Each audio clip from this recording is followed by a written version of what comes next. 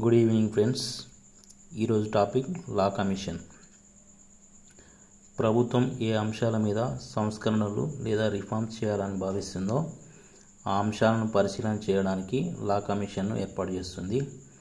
ఆ అంశాలను law commission సొంతంగా కానీ లేదా అనుభవం కలిగిన వ్యక్తులను కానీ కలిసి నివేదిక తయారు చేసి ప్రభుత్వానికి అందజేస్తుంది.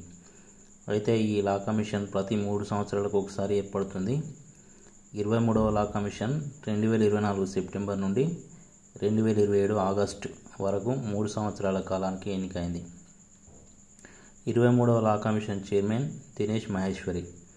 అయితే 1వ లా కమిషన్ 1833 చార్టర్ చట్టం ప్రకారం ఏర్పడింది. బ్రిటిష్ వారి కాలంలో 1వ లా కమిషన్ చైర్మన్ లార్డ్ మెకాలే. స్వాతంత్రం వచ్చిన తర్వాత మొదటి లా కమిషన్ 1955లో ఏర్పడింది. దీని యొక్క ఫస్ట్ చైర్మన్ ఎంసి సెతల్వాడ్. ప్రస్తుతం 23వ లా కమిషన్ 3 అంశాల మీద పరిశీలన చేయడానికి ఏర్పడింది. అవి ఒకటోది ఏంటంటే directive principles of state policy కింద ప్రస్తుతం అమల్లో ఉన్న చట్టాలను పరిశీలించి రిఫార్మ్స్ను సూచిస్తుంది.